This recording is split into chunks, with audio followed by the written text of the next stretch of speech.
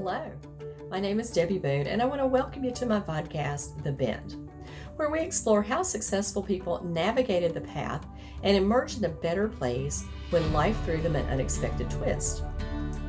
It's inspired by one of my favorite sayings: the bend in the road is not the end of the road unless you fail to make the curve. These conversations will hopefully help you and inspire you to embrace your personal bend and to flourish. I hope you enjoy it, and if you need help with your own personal navigation and you're in veterinary medicine, please feel free to reach out to me at Debbie Boone to Manage Vets Consulting. Enjoy the bend and be inspired by our wonderful guest. Welcome.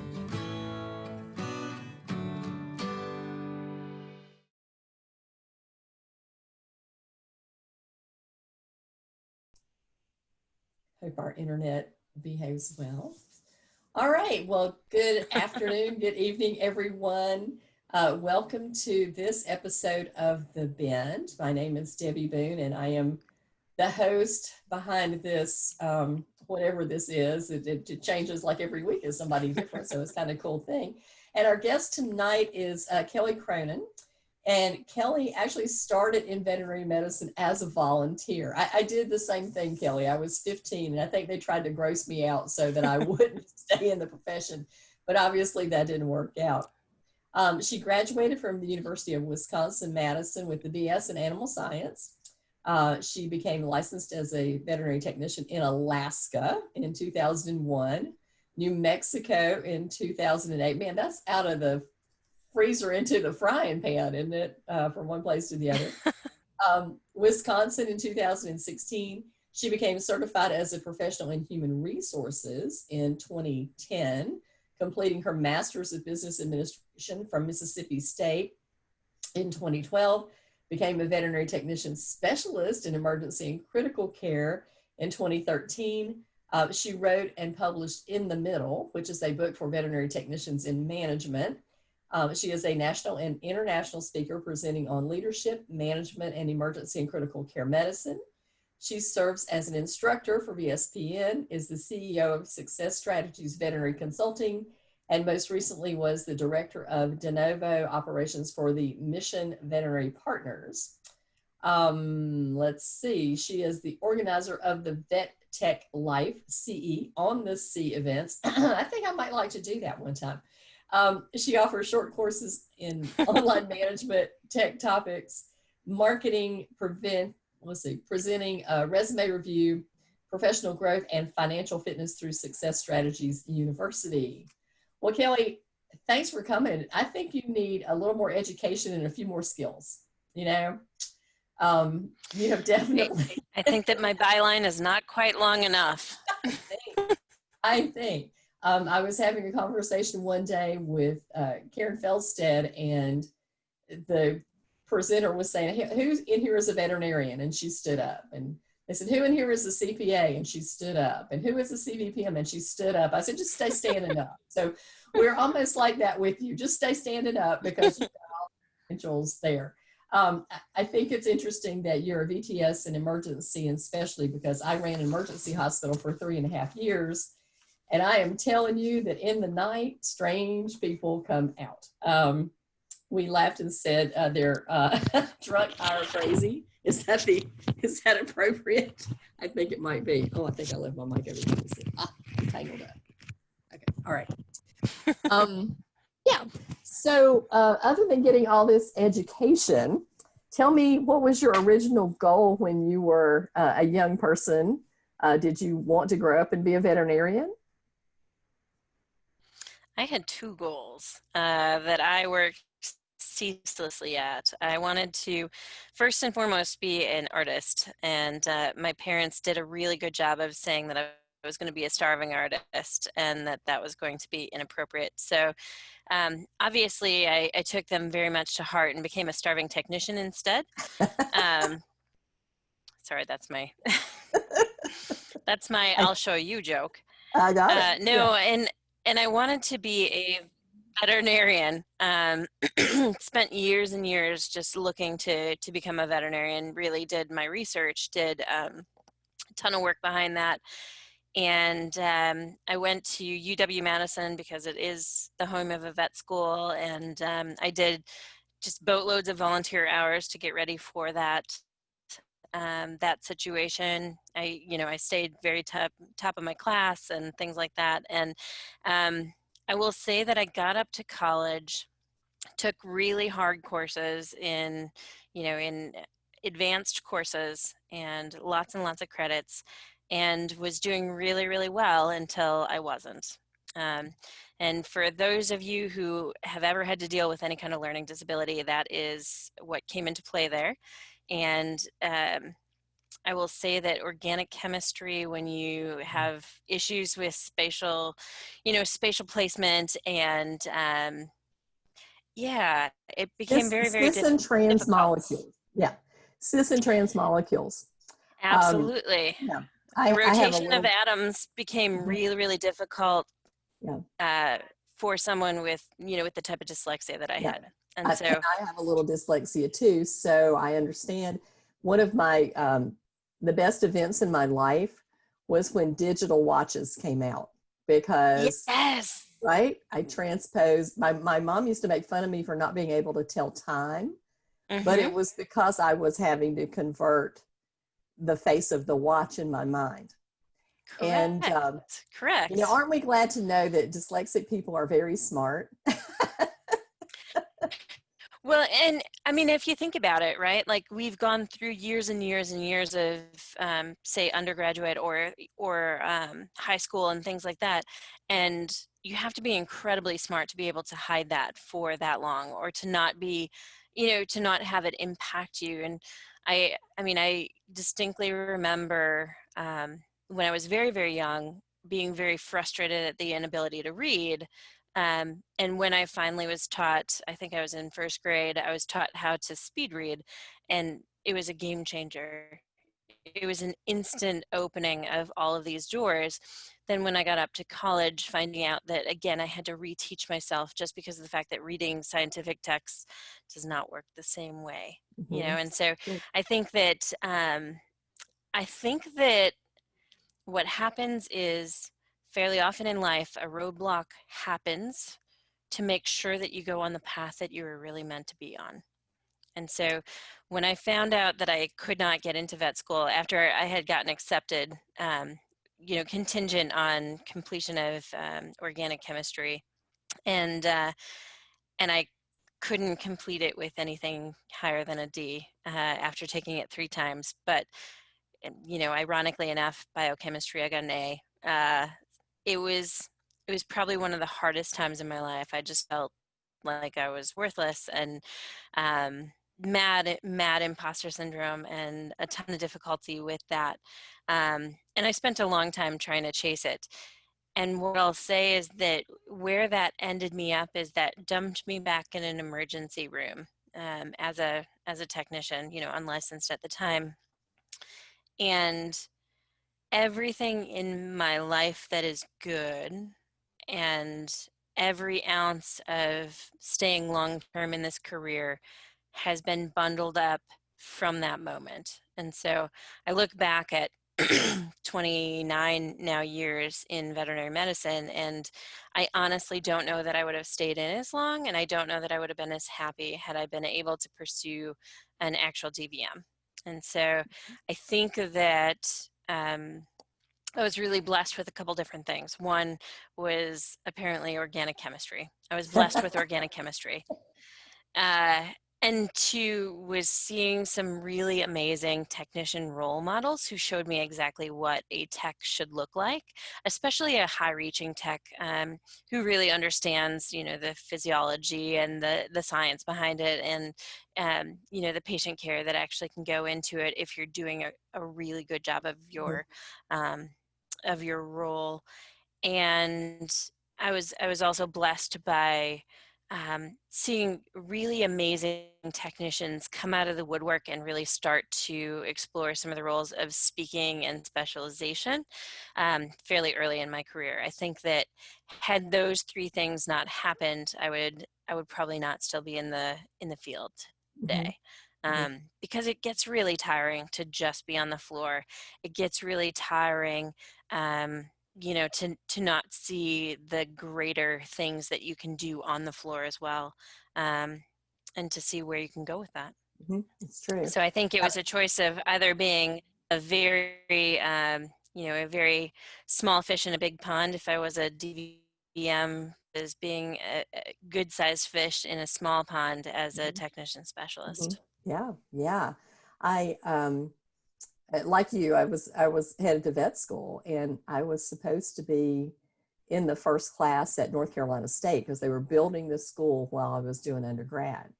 Or they were going to build the school. And then there's some politics got involved in it. They didn't get the school finished.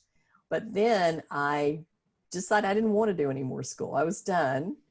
And I got out and I was managing some restaurants for my family. But I still wanted to be in it. So I started out as a receptionist, part-time receptionist, and kind of worked my way up to practice administrator. But one year I went to see Karen Gavsner speak at NAVC. And I looked at her and she was giving this presentation, and I went, I think I'd like to do that one day. Now, most people, and you and I are speakers, so we kind of get jazzed by speaking, but most people would rather like face death than an audience. And so when I looked at her, and I thought, it just in the back of my mind, I thought I would like to do that. And I was just managing a practice in 2005. And so I just kept managing and changed practice and managed mixed animal practice with ER 24/7, which is very interesting work. But everything led me to where I am today. So there's reasons behind everything. And just like you said, I think sometimes these roadblocks that we think are insurmountable, or they wreck our plan, are actually the way that we're going to get to where we're supposed to be in our true purpose in life. So, these are not necessarily, they look bad in the moment. They were very frustrating in the moment. But then if you just, years go by and then you step back and you look and go, that was it. That was that bend in the road. That was that turning point for me. So, and I think too that we look at that and we see all of the negatives that really come upon it. But when I look back at what I wanted out of being a veterinarian, it was maybe an image of an equine vet, right? It was someone who's constantly doing all of the tasks and really getting to do some of the cool stuff. And I think now that I understand the roles a little bit better, I realize that being a technician actually is what I originally wanted. I just didn't know it. Just the hands-on, the really, and of course I grew up in practices, and for the first, I think I had one licensed technician in 19 years of practice, and everybody else was homegrown assistants. But I had never really seen what a true rock star technician could do until I started to do consulting work and went into specialty hospitals. And then just, I was just like awestruck because I was so blown away by the talent and the skills. And I thought, oh, I wish I could have found these people to work for me so many years ago, because we just couldn't find them. We were close to Research Triangle Park in North Carolina, and we could not compete with the salary ranges of big pharmaceutical companies and having them go to work there. So, and there wasn't a school anywhere close to us. It was 2.5 hours away for the closest school.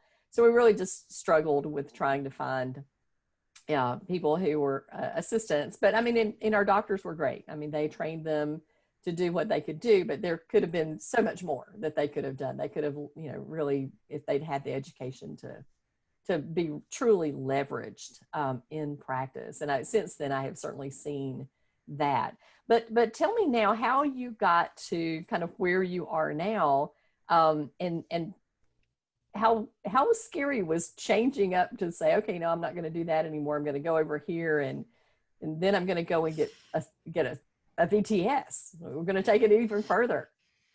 Yeah, well, I realized fairly quickly, especially in the state of New Mexico, that we didn't have enough team members who were registered as well.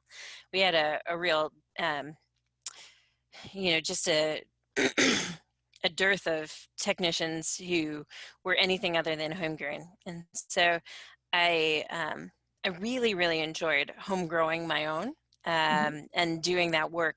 But there was definitely that need, because imposter syndrome is real, that need to constantly make sure that I was ahead of the curve so that I felt like I could bring my team up as much as I possibly could.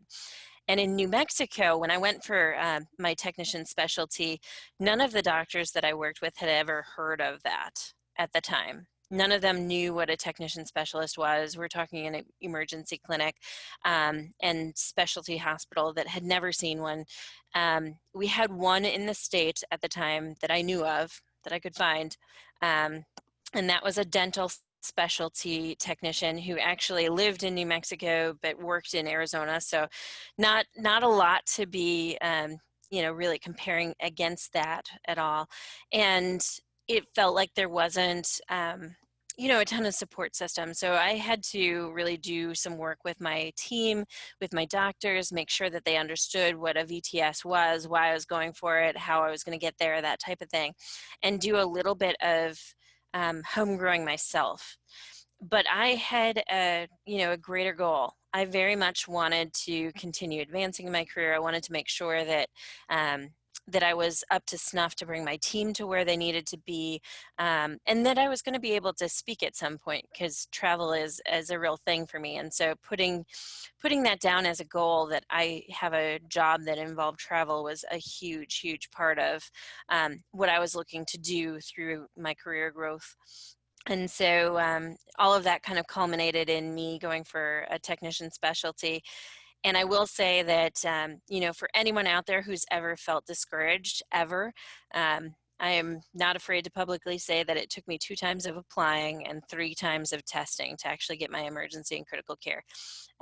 It is not an easy test for, someone who is incredibly brilliant and does not have things to fight against. And it's an incredibly tough test to take when you do have a few things that are working against you, such as dyslexia and some reading difficulties and a little bit of ADD thrown in for fun. But what I'll say is that perseverance is 100%, that's my superpower.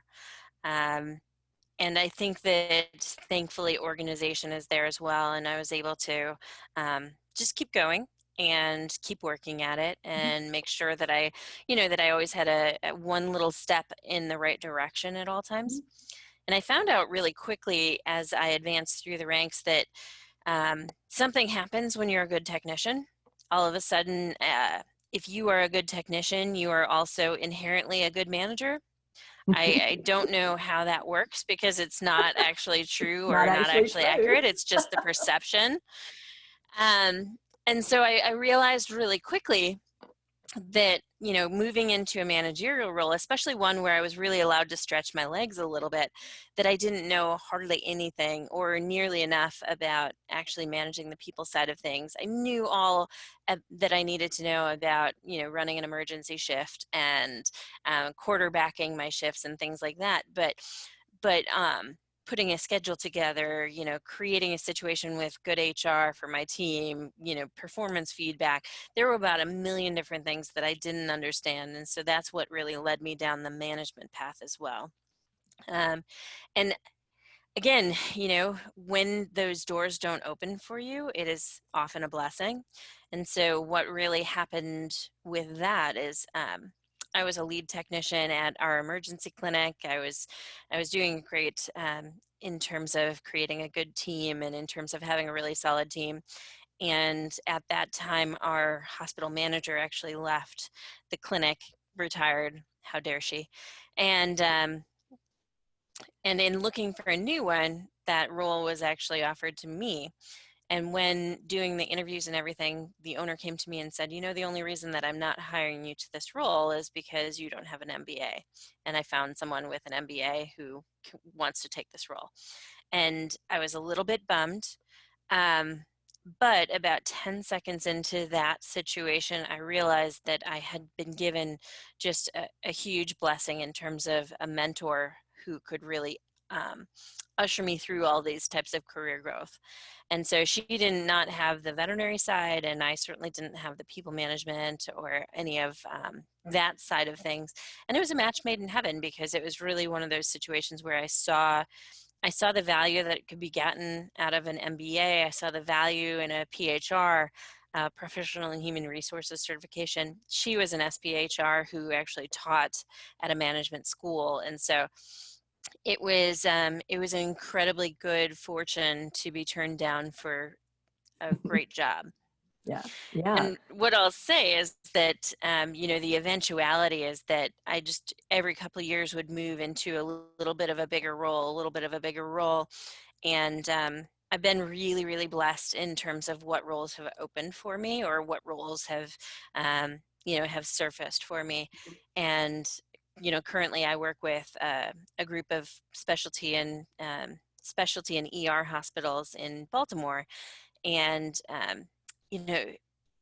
with that, I think that every single role that I take shows me just one more piece of the puzzle in terms of how to make it all kind of mesh.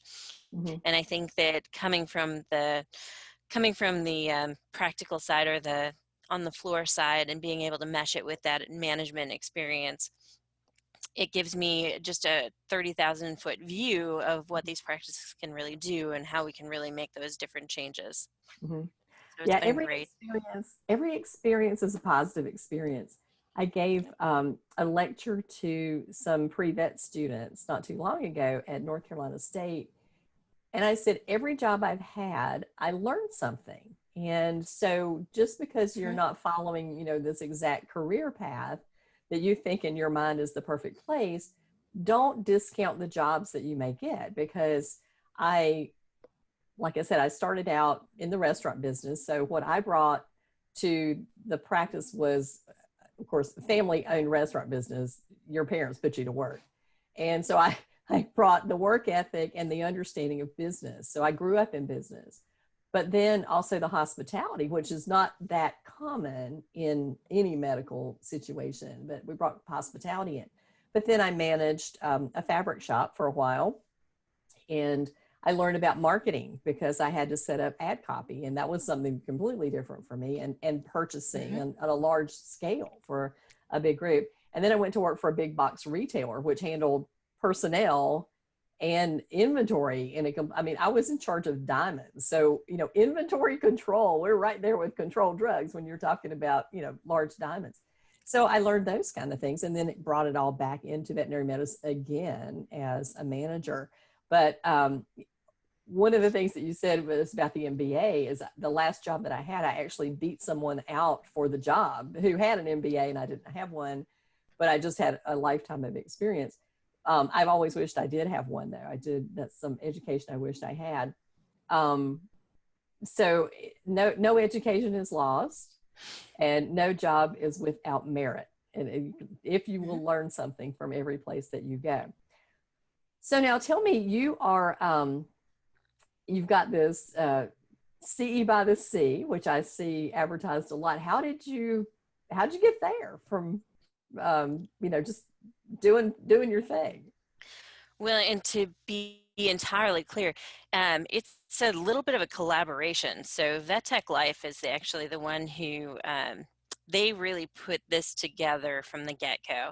And I will tell you that I was responding to some desires that I'd seen on social media for, a CE cruise. Like, let's put a CE cruise together. Why are all of our CEs on land? This is dumb. Let's go out and about.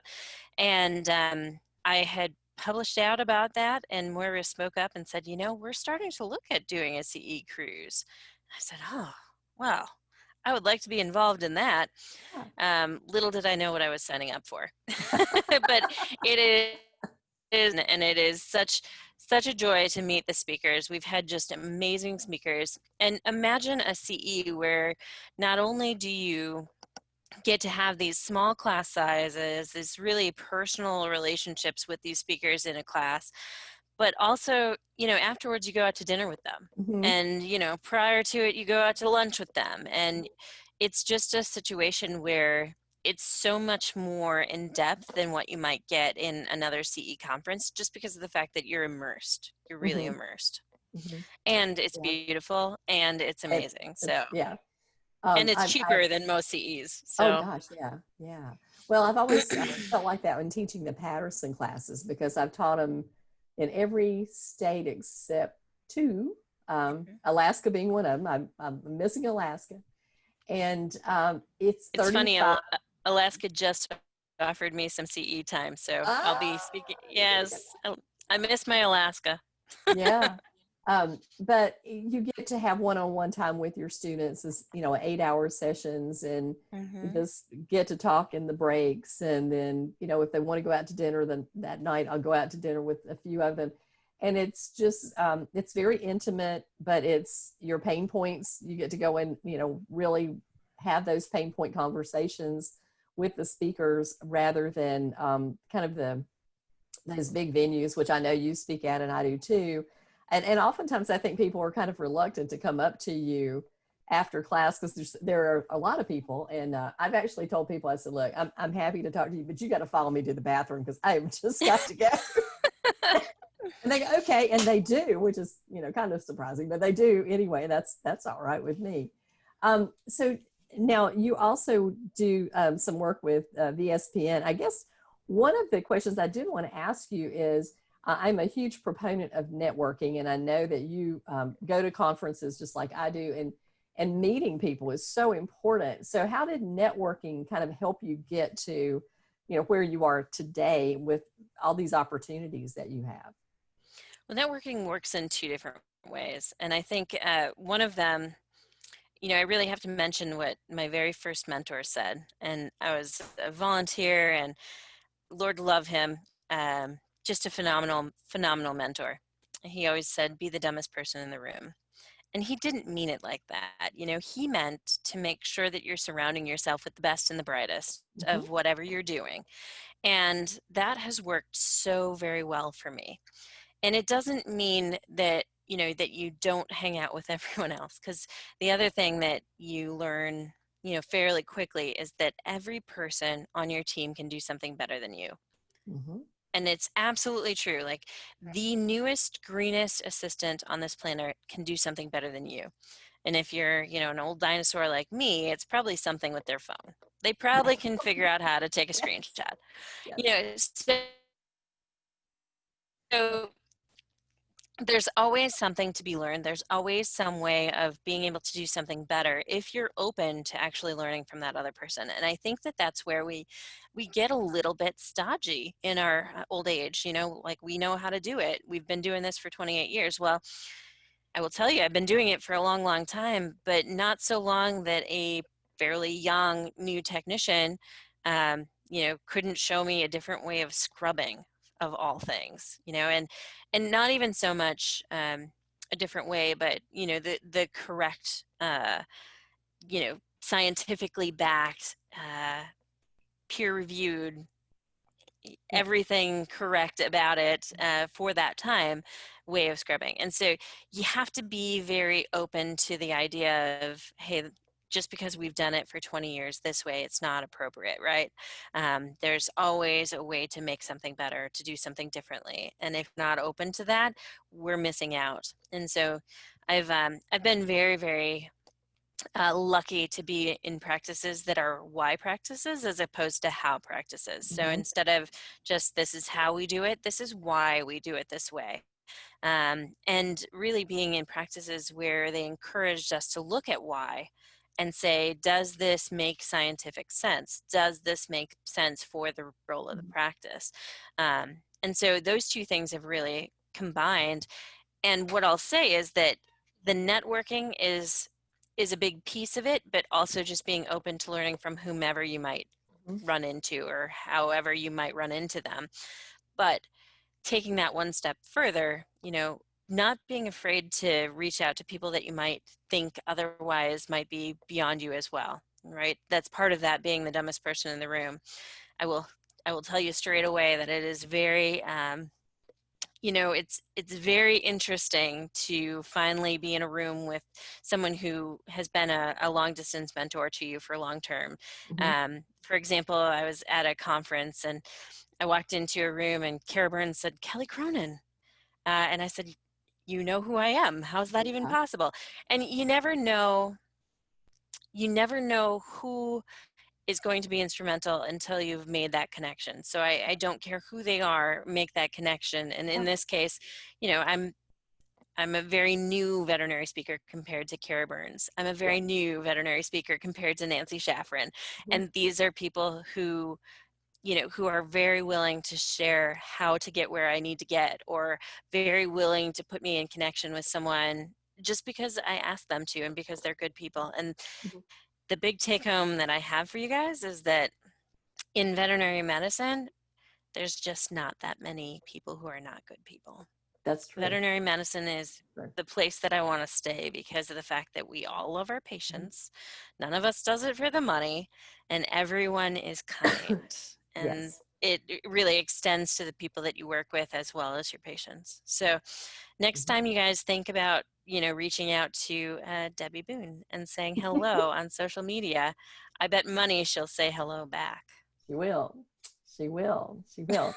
And that's so much fun for me. And it's funny. And I know you feel like the same thing. I love it when people come up and talk to me because I really like people. I find them so interesting, and I really want to see how I can help. And I have people who come up and they're like, "Oh, I'm such a fan." I went, "I have a fan?" I mean, to me, that's just weird, right? So I appreciate it. But every once in a while, someone will say, "I read your book." Wait, what? You're the one? Yeah. I mean, I'd rather have a friend than a fan. So that suits me fine. And so that's the way I kind of look at it. And I bet you feel the same way. It's all about connecting with other people and seeing what we can do to help them. But you're exactly right about the best people on earth work in veterinary medicine. And I laugh because over the years I've had, hundreds of sales reps, and I've spoken to so many of them, and they'll have worked in human side of medicine, and they'll come into veterinary medicine and go, "Oh my God, this is like the nicest people in the world. And we're so appreciative of like donuts, and that they're having to give these human doctors bottles of, $100 wine in order to impress them." I'm like, "No, we're just thrilled that you're nice to us. We'll take Starbucks." Yeah. Yeah. Feed us anything, but yeah, we both eat us and we're happy. So yeah, you're right. It's good folks. It really is. I'm curious to hear your take on, and we didn't really kind of preemptively talk about this, but we have a lot of depression, suicide challenges in our profession right now. What, obviously you and I both have been in this profession, 30 years, just might as well say. How do you think we managed? How did you manage through this? Because you're on the technician side. I'm kind of on the reception inside, because I with the front desk for so many years, 15 years on the front desk. So how do you think you managed it? Well, I think as opposed to talking about the mental health side of things, just because I don't feel qualified and I certainly don't feel equipped. And I will tell you that this week I've had mad imposter syndrome. I've had some really down days, and I'm not at all ashamed to say it. What I will say is that I have had multiple times where I've been really low because of something that I've had to do, whether it be, letting a team member go and then having something negative happen thereafter, or, negatively impacting someone's career because of having to put the practice first, things like that. It's not all roses, and you want to take care of your team and things like that. And I don't feel equipped to say how to really handle that. But what I will say is that far too often I haven't sought outside help. And so that's my one take-home message. If you guys have any opportunity whatsoever to use your employee assistance plan, I know that none of us make $1 million, but your employee assistance plan absolutely will get you started and get you over those humps. Or if you have the opportunity to use your health insurance to that benefit, like absolutely do it. And if you don't, go see someone with a sliding scale, because honestly, there have been too many times where I have not sought the type of support that I needed, and I am not even a little bit ashamed to say that. Um, and every once in a while, something will surface, and you find out after the fact that you still haven't really dealt with that situation in the back of your mind, right? One thing I will say though is outside of that part of it, you know, certainly you and I have dealt with our share of negative clients. And one of the things that I think that is really perpetuating these things now is the fact that we see so many client issues, especially with the COVID, especially with the long wait times, especially with the huge increases of service value. Like, I think that we probably are dealing with more negativity than we've ever had in the past, ever. Um, and I need to point out that every single one of you on the floor is a rock star for dealing with it and for keeping sane and that type of thing. But, and especially during times of, smaller staffs, right? Like we're all really searching for more staff members. We're all having issues with staff members out for COVID and things like that, childcare, all kinds of things like that.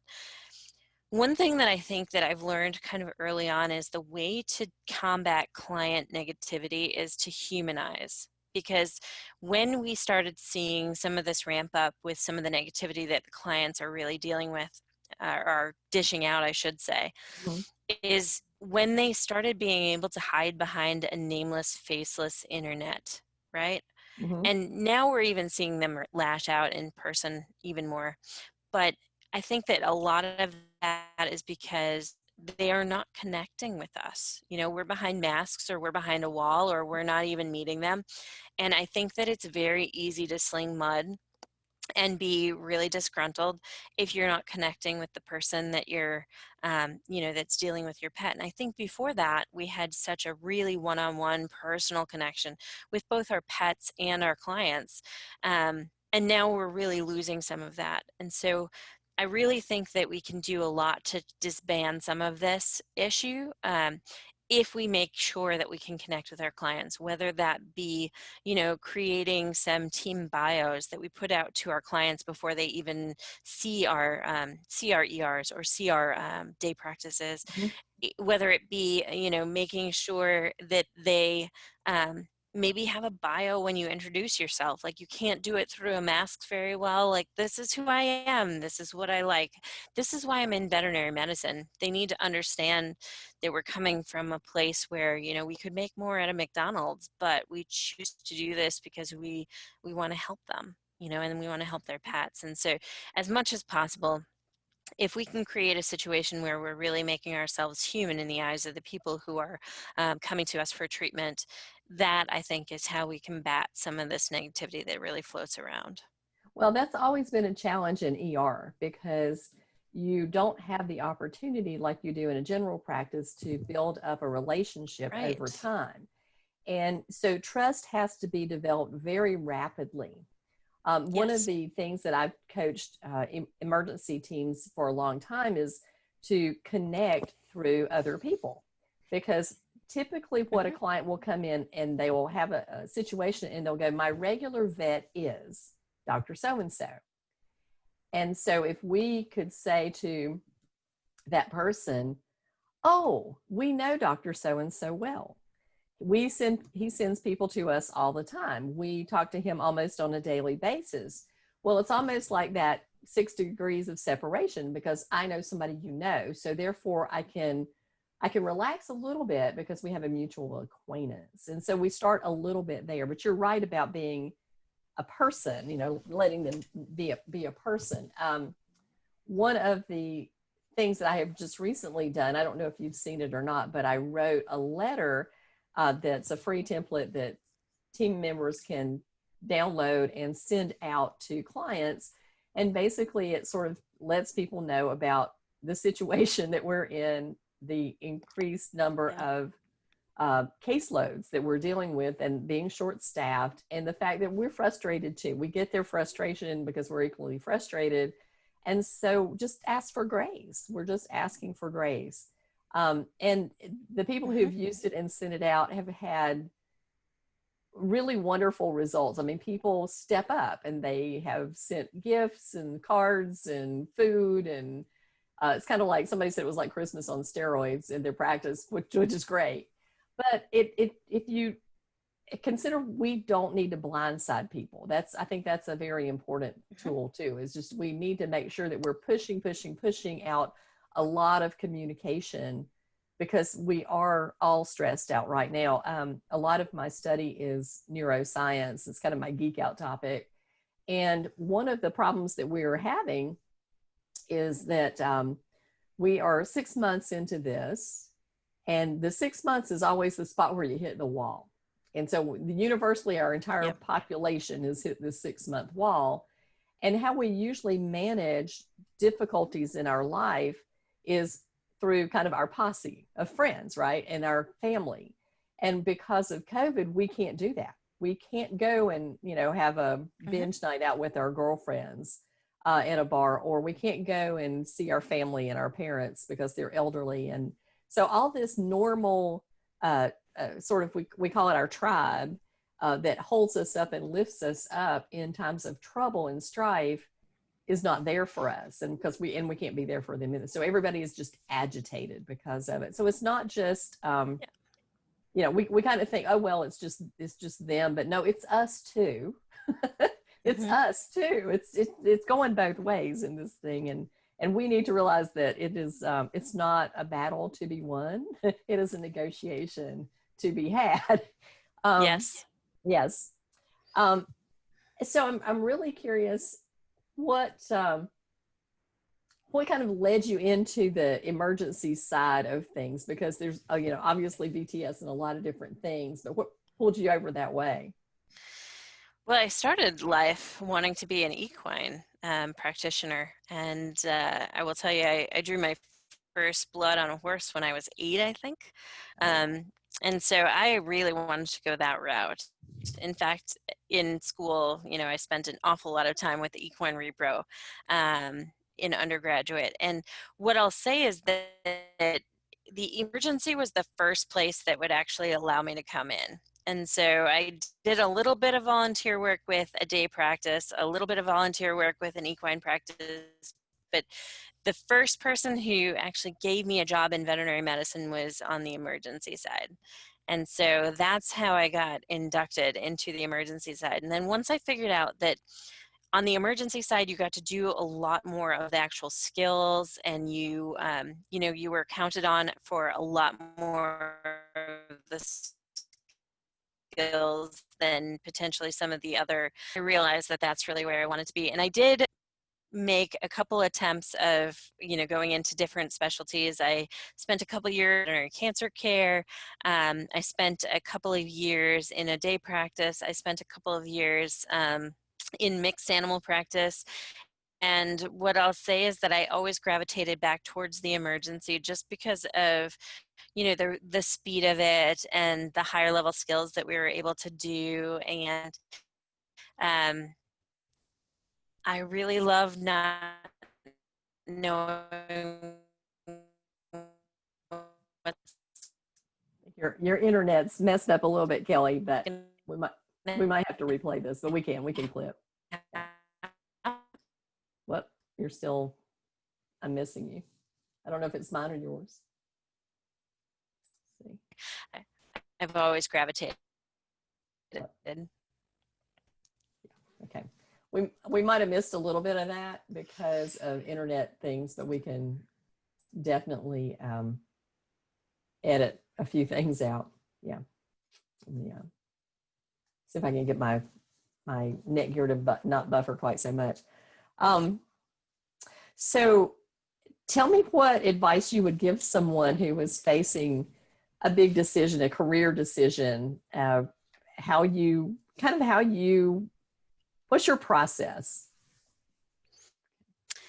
My process is to plan, but then leap before you look. So I'm a huge fan of sitting down with what I want out of my life and making sure that whatever process that I'm going to get there, that I have a really lined out goal and a timeline so that I make sure that it's goal, not a dream. I really look at the pedigree of whomever I want to emulate, and I let that person or those people um, know that that's where I'd like to go. So I think a lot of times, we have, hey, I have this interest in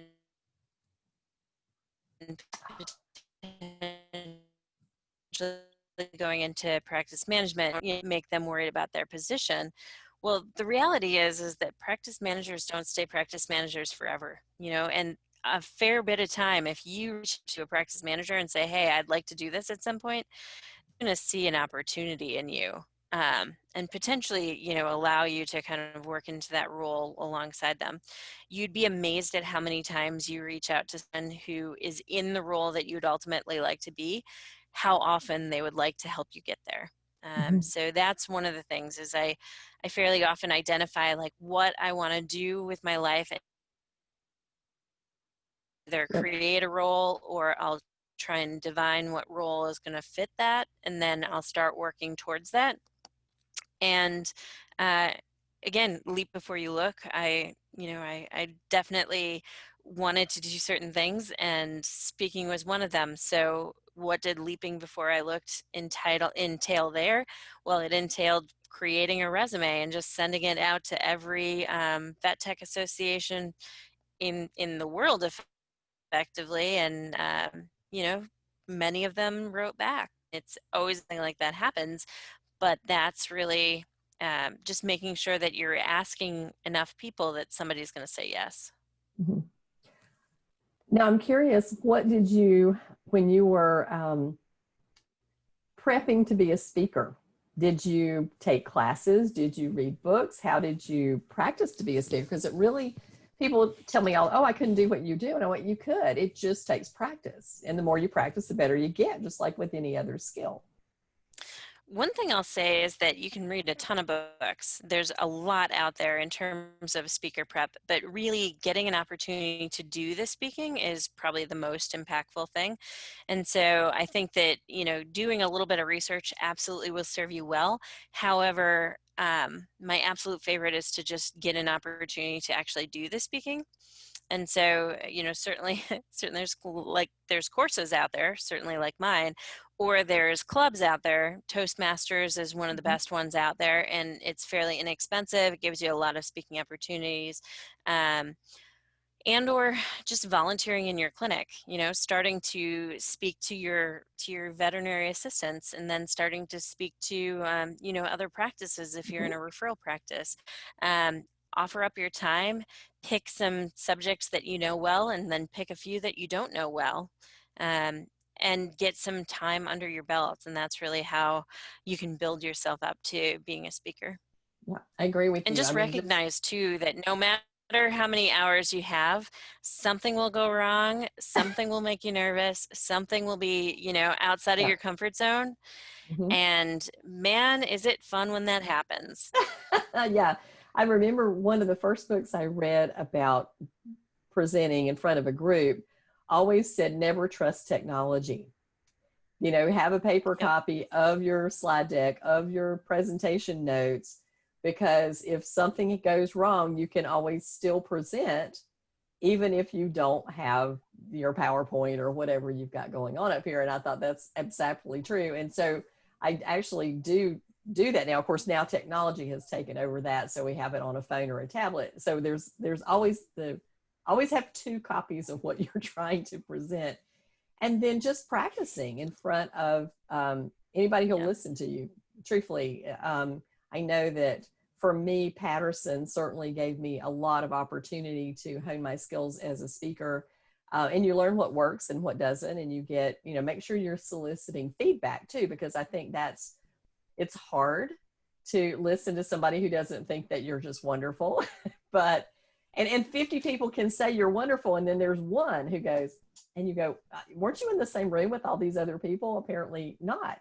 But sometimes you have to understand too, in that self-talk, and this is the same with clients, is not everybody wants what you have to offer, and not everybody's a good fit. So if somebody is taking a class from you and 99 people think it's the best thing they ever heard, and then there's the one who go, Well, maybe it's them, that they weren't mentally prepped or ready to accept the information. Or maybe you hit something that's a little too close to home that made them terribly uncomfortable in their, what they're typically doing, or, their attitude or whatever we happen to be talking about. I love what you said about never be too old to learn. We've always done it this way, and accepting knowledge Mm-hmm. from younger people, because, as a manager, as a hospital administrator, I always hired new graduate veterinarians. And it had a lot to do with the fact they knew the latest and greatest stuff that came out of school. And I'm glad to say that my practice owners and my long-term associates were always very willing to listen and to learn. And that's what makes you have a great practice, is that willingness to listen and to learn. But a lot of the work that I do as a communication coach has to do with those people who just don't want to listen and don't want to change. And then we always did in the toxic, and then, developing the toxic culture, which of course degenerates everything: patient care, client satisfaction, team satisfaction. It all spirals downhill from that. So we're both on the same page when it comes to learn something from everybody and build a great culture. So Well, and tell I've me. definitely had a few of those really toxic. I've definitely had a few of those really toxic team members who just don't want to learn from other people. Mhm. And the challenge I always throw out is ask someone that you really respect. Ask someone who has gotten really far in their specialty if they've ever learned anything from a technician, Mhm. or if they've ever learned anything from a veterinary assistant. The ones who are really great, the specialists who are really amazing, are the ones who are going to tout what they've learned from their team members. I was very it was a great opportunity that I saw a discussion that was happening about VTS and the skills that were involved there. And I got to see Dr. Mazzaffaro go through and defend, allowing technicians to do the skills that are involved in the ECC skill set. And her comment was, do I trust a technician who's done it for the last 10 years for me? Or do I trust a brand new, graduate doctor? And I will absolutely say that there's truth to that, right? There's so much that you can learn from team members who are potentially not at the same level as you, but Mhm. who um, understand things in that skill set a little bit better than you. I love working and teaching veterinary students, and one of the lectures that I gave to them recently was how to get the most from your technical team, and it had a lot to Hmm. do with don't be arrogant. They know Right. stuff. They know a lot of stuff that you don't know, that you didn't even have time to learn in school. So constantly be learning from those people, and realize that you're partners, and not you're not above them, you are with them. It is a team effort, from the front desk to the technician to the kennel kid, because if the kennel kid sends an animal home that you've saved its life and it smells like pee, you just failed. The whole team failed, and Yep. people need to realize that is the case, because it's all about the client experience and what they know, and they don't know medicine. They don't A lot of times they don't even know their pet is male or female, much less understanding, specialty surgery. So we often put our clients at a disadvantage by talking over their heads, which is another one of those things that makes them upset and belligerent, for one thing. Uh, but it's remembering that communication is the key to everything, and nobody gets to do any work unless our clients say yes. Hmm. And being good communicators is going to be the key to that. So Kelly, tell me about your business, because you also are a consultant, and tell me a little bit about how you work with hospitals and teams. Absolutely. So I don't do much consulting these days. Just I do a fair bit in my primary role. I, for the most part, have been doing a fair bit of actually teaching through VSPN, teaching through my online university. University. So really doing specialized classes for technical teams. That will be actually coming out and opening up very soon. And thankfully, we've gotten a really good sponsor. Actually, this is another lesson in just asking. I worked with a phone system that I really believed in, and they were kind enough to actually sponsor some of the classes so that I can offer them at a significantly lower price so that our teams can really get, good use of them. Mhm. And some of those are things like I wanted to do something about financial independence, so really helping our teams do more financially because I know that we all operate on a fairly shoestring budget. Doing more for creating training programs so that we can make sure that we've got longevity with our team members and so that our team members have that ramp and that platform for growing. A reception boot camp is coming as well. Lots of different offerings that we'll be putting out there fairly soon. Good, good. Well, I'm very interested to learn more about that because I always want to promote, first of all, people that I know have mad skills, and I just want team members to have available training to them. And I know that, looking at even my own personal history, I was a huge advocate for training and actually scheduling training, because that is the key to getting it done, is actually committing to it being scheduled.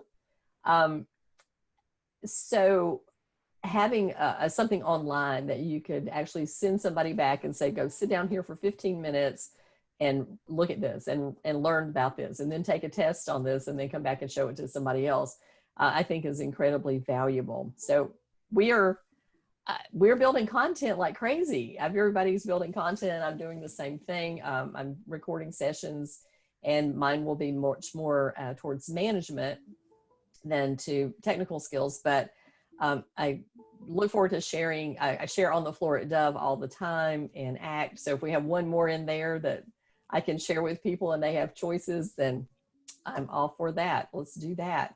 Get them trained up. Wonderful. Yeah, get them trained up. Any final words of wisdom to the world of technical teams out there? Well, I think the biggest thing is that this too shall pass. We are certainly seeing a time that is unlike anything that we've ever been through before. And I 100% have been on the floor with one person and three bloats before. I completely understand what this feels like. But I think that we have to keep in mind that, that one day is not going to be the same as the next. Tomorrow is always going to be a little bit different. And there's certainly times where potentially a team is really toxic, but just remember that, you're part of the world that you create. And so you can do a lot in terms of creating a world that's sustainable for you. And certainly anyone who ever needs to reach out, I am always available. I always have a set of ears. You are always welcome to, certainly Facebook message me or text message me. I don't care. If you need someone to listen to you, I'm more than happy to. I think there's a lot of good Facebook support out there in the technical group, and some of them are a little toxic too. So, but there's some good ones out there now that are very positive, and I think that's important. Yes.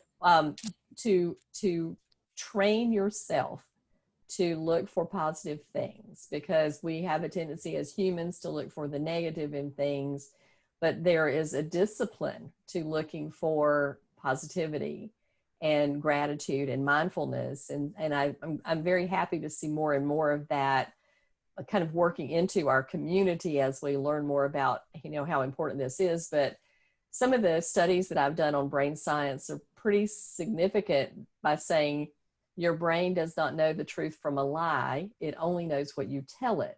So the story that you tell it is incredibly important, and what you feed it is incredibly important.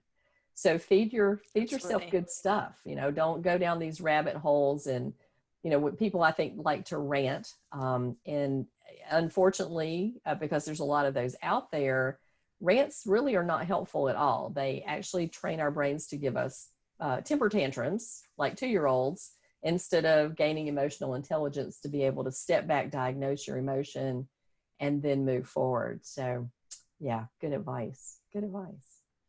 Well, thank you again so much. We have a couple of little buffering places, I think, because of internet, but we're all used to that now.